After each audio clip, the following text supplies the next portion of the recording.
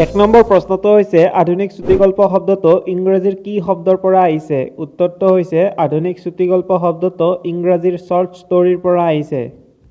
২ number প্ৰশ্নটো হৈছে কোনকেইখন আলোচনীয়ে অসমীয়া চুটিগল্পৰ বিকাশত বিশিষ্ট বৰঙণি আগবঢ়াই থৈ গৈছে? উত্তৰটো হৈছে জোনাকী, আবাহন আৰু ৰামধেনু এই তিনিখন আলোচনীয়ে অসমীয়া চুটিগল্পৰ বিকাশত বিশিষ্ট বৰঙণি আগবঢ়াই থৈ গৈছে। ৩ নম্বৰ প্ৰশ্নটো হৈছে অসমীয়া চুটিগল্পৰ জনক কোন? উত্তৰটো হৈছে লক্ষ্মীনাথ বেজবৰুৱা। ৪ নম্বৰ প্ৰশ্নটো হৈছে প্ৰথম অসমীয়া চুটিগল্পটোৰ নাম কি? উত্তৰটো হৈছে সেউতী। ৫ নম্বৰ প্ৰশ্নটো হৈছে কোনখন আলোচনীৰ পাতত প্ৰথমে অসমীয়া চুটিগল্প প্ৰকাশিত হয়? উত্তৰটো হৈছে জোনাকীৰ পাততেই ১৯বিংশ শতিকাৰ শেষ দশকত।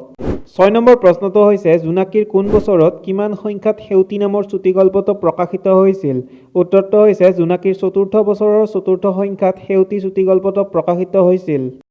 ৭ নম্বৰ প্ৰশ্নটো হৈছে আমেৰিকাৰ কোনজন লিখকে চুটিগল্পক তেওঁৰ দেশৰ আলোচনীৰ সন্তান বুলি আখ্যা দিছে? উত্তৰটো হৈছে আমেৰিকাৰ লিখক এডগাৰ এলেন পোৱে। ৮ নম্বৰ প্ৰশ্নটো হৈছে ৱাশ্বিংটন আৰভিঙে কিমান চনত ৰিপ ভেন উইঙ্কল নামৰ চুটিগল্প ৰচনা কৰিছিল? উত্তৰটো হৈছে ১৮১৯ চনত। ৯ নম্বৰ প্ৰশ্নটো হৈছে আমেৰিকাৰ প্ৰথম চুটিগল্পটোৰ নাম কি? উত্তৰটো হৈছে ৰিপ ভেন উইঙ্কল। ১০ নম্বৰ প্ৰশ্নটো হৈছে পশ্চিমীয়া চুটিগল্পৰ ধাৰাটোৰ গুৰি ধৰোঁতা কোন? উত্তৰটো হৈছে এডগাৰ এলেন পো। ১১ নম্বৰ প্ৰশ্নটো হৈছে লক্ষ্মীনাথ বেজবৰুৱাৰ গল্পপুথিকেইখনৰ নাম লিখা। উত্তৰটো হৈছে সুৰভি, সাধুকথাৰ কুকি, জোনবিৰি আৰু কেহকলি। ১২ নম্বৰ প্ৰশ্নটো হৈছে লক্ষ্মীনাথ বেজবৰুৱাৰ ৰচিত কেহকলি গল্পপুথিখন কিমানটা গল্পৰ সংকলন? উত্তৰটো হৈছে ১৪টা গল্পৰ সংকলন। ১৩ নম্বৰ প্ৰশ্নটো হৈছে শৰৎচন্দ্ৰ গোস্বামীয়ে ৰচিত গল্পপুথিকেইখনৰ নাম লিখা। উত্তৰটো হৈছে গল্পাঞ্জলি, মইনা, বাজিকৰ আৰু পৰিদৰ্শন। ১৪ নম্বৰ প্ৰশ্নটো হৈছে দণ্ডিনাথ কলিতাৰ একমাত্ৰ গল্প সংকলনখনৰ নাম কি আৰু কিমান চনত প্ৰকাশিত হয়? উত্তৰটো হৈছে সাতসৰী, ১৯২৫ চনত প্ৰকাশিত হয়। ১৫ নম্বৰ প্ৰশ্নটো হৈছে সূৰ্যকুমাৰ ভূঞাৰ একমাত্ৰ গল্পপুথিখনৰ নাম কি? উত্তৰটো হৈছে পঞ্চমী। ১৬ নম্বৰ প্ৰশ্নটো হৈছে বঙলা চুটিগল্পৰ জনক কোন? উত্তৰটো হৈছে ৰবীন্দ্ৰনাথ ঠাকুৰ। ১৭ নম্বৰ প্ৰশ্নটো হৈছে নকুল চন্দ্ৰ ভূঞাৰ গল্পপুথিকেইখনৰ নাম লিখা। উত্তৰটো হৈছে চোৰাংচোৱা আৰু গল্পৰ শৰাই। ১৮ নম্বৰ প্ৰশ্নটো হৈছে জোনাকী আৰু আবাহন দুয়োযুগৰে বিশিষ্ট গল্পকাৰ লক্ষ্মীনাথ ফুকনৰ গল্পপুথিকেইখনৰ নাম লিখা। উত্তৰটো হৈছে মালা, উফাইদাং আৰু মৰমৰ মাধুৰী। ১৯ নম্বৰ প্ৰশ্নটো হৈছে লক্ষ্মীনাথ ফুকনৰ গল্পৰ বিষয়বস্তু কি? উত্তৰটো হৈছে লক্ষ্মীনাথ ফুকনৰ গল্পৰ বিষয়বস্তু হৈছে বাস্তৱ সমাজ।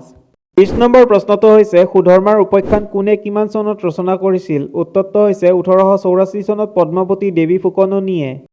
২১ নম্বৰ প্ৰশ্নটো হৈছে অসমীয়া ভাষাৰ উপন্যাস লেখীয়া প্ৰথমখন গ্ৰন্থৰ নাম কি? উত্তৰটো হৈছে যাত্ৰীকৰ যাত্ৰা।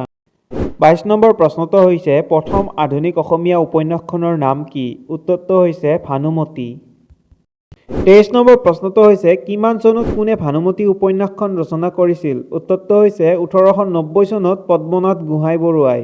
২৪ নম্বৰ প্ৰশ্নটো হৈছে লাহৰী উপন্যাসখন কোনে কিমান চনত ৰচনা কৰিছিলে? উত্তৰটো হৈছে ১৮৯২ চনত পদ্মনাথ গোহাঁই বৰুৱাই। ২৫ নম্বৰ প্ৰশ্নটো হৈছে লক্ষ্মীনাথ বেজবৰুৱাই ৰচিত একমাত্ৰ উপন্যাসখনৰ নাম কি আৰু কিমান চনত প্ৰকাশ পায়? উত্তৰটো হৈছে পদুম কুঁৱৰী, ১৮৯১ চনত প্ৰকাশ পায়। ২৬ নম্বৰ প্ৰশ্নটো হৈছে লক্ষ্মীনাথ বেজবৰুৱাই ৰচিত পদুম কুঁৱৰী উপন্যাসখন কি উপন্যাস? উত্তৰটো হৈছে দণ্ডুৱা দ্ৰোহৰ পটভূমিত ৰচিত ঐতিহাসিক উপন্যাস। ২৭ নম্বৰ প্ৰশ্নটো হৈছে প্ৰথম মৌলিক অসমীয়া উপন্যাস বুলি কোনখন উপন্যাসক কোৱা হয়? উত্তৰটো হৈছে কামিনীকান্ত উপন্যাসখনক।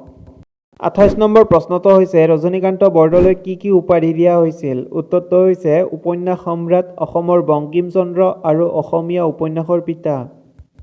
২৯ নম্বৰ প্ৰশ্নটো হৈছে মিৰি জীয়ৰী উপন্যাসখনৰ ৰচক কোন? উত্তৰটো হৈছে ৰজনীকান্ত বৰদলৈ। ৩০ নম্বৰ প্ৰশ্নটো হৈছে ৰজনীকান্ত বৰদলৈৰ একমাত্ৰ সামাজিক উপন্যাসখনৰ নাম কি? উত্তৰটো হৈছে মিৰি জীয়ৰী।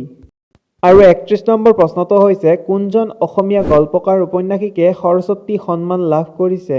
উত্তৰটো হৈছে লক্ষ্মীনন্দন বৰাই।